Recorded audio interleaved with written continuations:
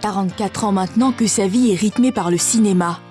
Loukou Akissi Delphine tient aujourd'hui les rênes du 7e art en Côte d'Ivoire. Au fil des années, ce métier est devenu une passion. Ça me fait plaisir, mais pour moi, c'est comme on se lève pour aller au travail. Pour moi, ce n'est pas un problème artistique, c'est devenu mon quotidien. Depuis 1977, je suis sur les caméras.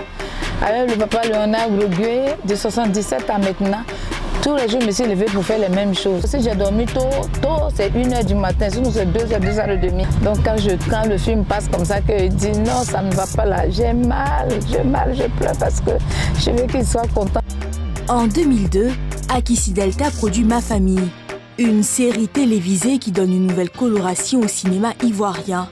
Mais la production d'un projet d'une telle envergure reste jonchée d'obstacles. Normalement, tout ici, c'est censé être pour le décor de tournage. Je dois monter les décors. Mais malheureusement, malgré mon ACD, les gens viennent nous construire dessus. Tu ne peux pas parler. J'espère que tout ça, ça va se régler. Parce que si ça ne se règle pas, peut-être c'est moi-même je vais mourir cette fois-là. Parce que je ne vais pas me laisser faire. Je suis fatiguée. Actrice, réalisatrice et productrice de renom, Akissi Delta est autodidacte.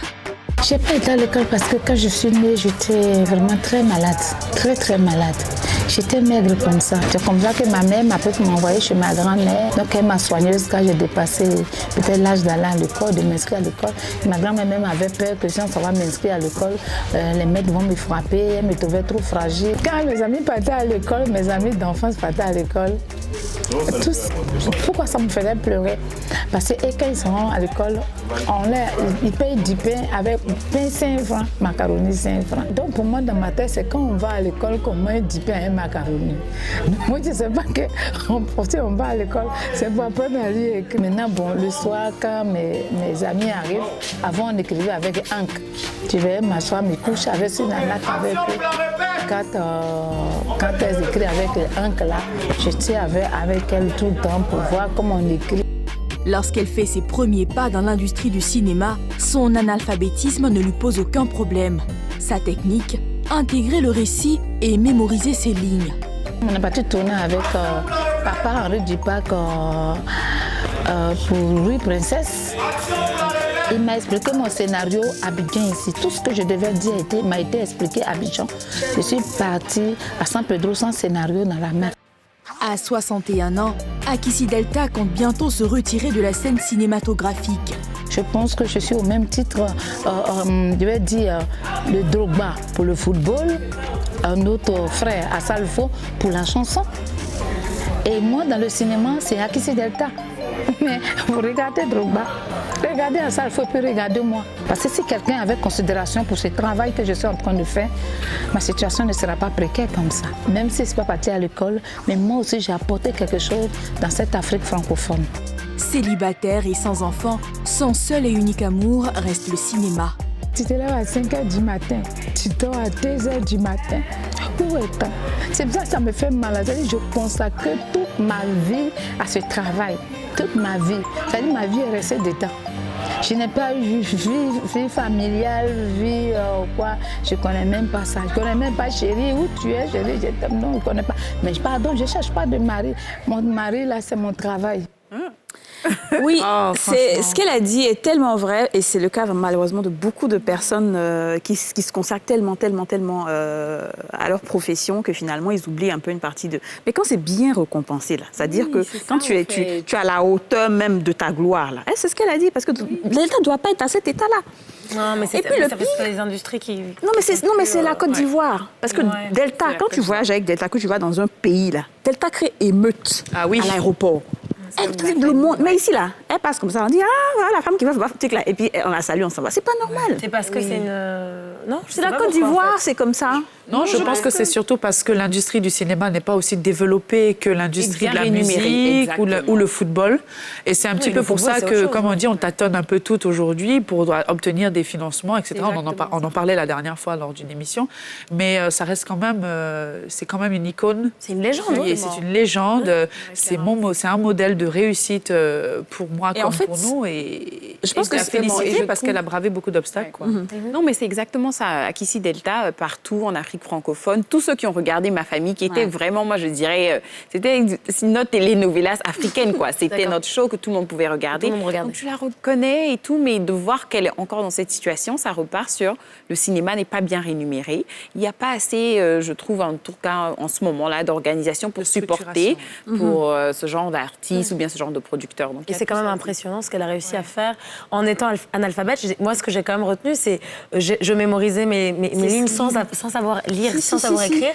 Quelqu'un qui arrive à aller sur un tournage et comme ça et incarner un personnage de cette manière, c'est quand même assez incroyable. Et la force de Delta aussi, c'est parce qu'elle a, on va dire, elle a traversé le temps de tous les acteurs de Côte d'Ivoire. C'est-à-dire, elle a commencé avec elle a connu l'époque des Roger Nyambala, des Léonard Grogueux et tout ça. Elle traverse, elle vient avec notre époque, même l'époque des enfants, parce que dans son dernier film, tu vois même les plus jeunes qui sont là. Du coup, elle a cette facilité-là d'ouvrir l'esprit et donc de s'adapter à tout. C'est dommage qu'elle veuille se retirer du cinéma, mais après, je la comprends. Hein. Ouais, c'est vrai. Après, c'est pas vraiment sûr, parce qu'elle dit encore que... je te confirme. Non, je te confirme, c'est sûr. Elle veut vraiment se retirer du cinéma. Après, c'est pas juste parce qu'elle est fatiguée. Non, elle dit qu'elle est fâchée. Elle dit que...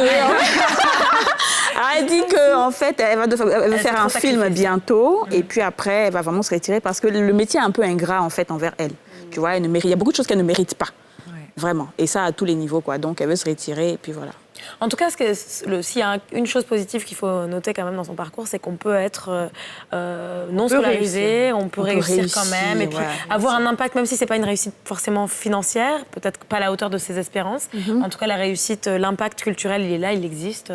Il se fait ressentir encore aujourd'hui, quoi. Et je connais aussi des personnes dans mon métier, dans l'immobilier, de grands propriétaires, milliardaires, qui ne savent pas lire et écrire. Ni calculer, enfin si calculer par contre, mais lire et écrire, on parlait tout à l'heure de ça, mais ils ont réussi, je pense. Alors ça, je pense que c'est un peu commun parce que quand il s'agit d'immobilier, il s'agit de commerce, la majorité ne savent pas lire, ne savent pas écrire. Les grands djoulas qui sont à Djamé, là, ça même pour eux, là, c'est à part.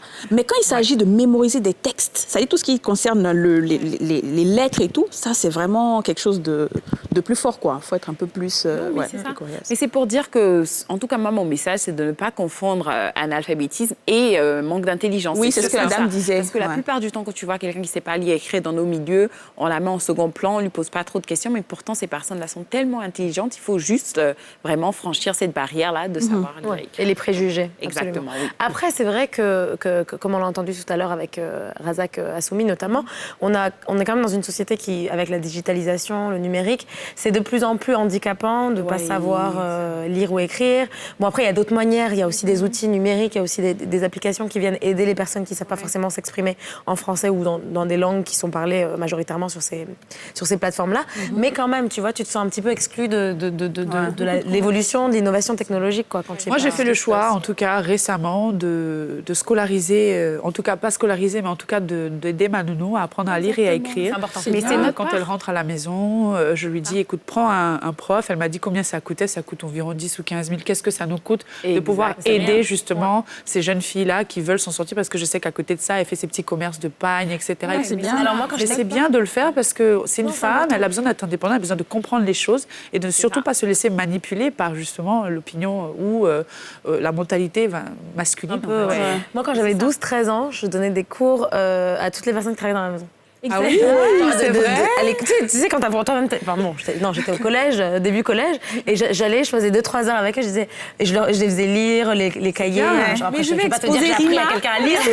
Rima apprend ça nous l'anglais. Oui, mais justement, c'est notre devoir, c'est notre part à faire. Quand on sait lire et écrire, quand on a quelque chose, il faut partager le savoir. Donc maintenant, elle est dans une école américaine, donc elle apprend. Nous, je les ai entendus chanter la fois ABC, ça après dit Rima. J'imagine, elle va devenir bilingue. Je pense que ça va devenir de plus en plus important pour ces femmes, ces techniciennes de surface, ces femmes de ménage-là, d'apprendre à lire et écrire, parce que maintenant, le travail va demander ça. Aujourd'hui, quand tu veux une servante ou bien tu te demandes, est-ce que c'est lié, ça écrit? Parce qu'on a des enfants, on a envie quand même de... Voilà, tu vois, les médicaments, les trucs comme ça. Donc, si on peut aider à les alphabétiser, c'est bien. Mais il y a d'autres qui ne veulent pas. Moi, j'ai une fille là. Je dis, faut partir. Moi-même, je demande pardon. Je dis, l'école n'est pas loin. Faut partir. Et tu dis, il fait quoi avec ça là? Que vous laissez ça? Je demande pardon juste quand la fille n'est pas. Donne-lui les arguments qu'on a entendus. Oui, exactement. Tu vas à la banque, tu vas faire arnaquer. C'est ça même, c'est ça. Tu vois? Tu peux lire les commentaires sur Facebook, malgré que quand même, elles sont toutes sur Facebook, mais elles voient les images, elles aiment et tout, mais elles ne peuvent pas lire. Elles sont sur WhatsApp. Tu sais pourquoi WhatsApp? Ils font les notes vocales. C'est les notes vocales. Exactement. C'est ça. Elles sont toujours... Et même celles qui savent écrire, elles ont le temps de faire notes vocales. Oui, elles sont toutes... Notes vocales, parce que c'est un peu le moyen de communiquer malgré... Madame, bonjour. Il faut acheter le pain, s'il te plaît. Je dis, attends, je regarde le truc, je vois, c'est ma nounou qui... Heureusement qu'il y a ça, tu vois, la technologie. Mais c'est ça la technologie. Changer des photos de profil et tout, s'il vous plaît. Comme vous dites, c'est l'intelligence.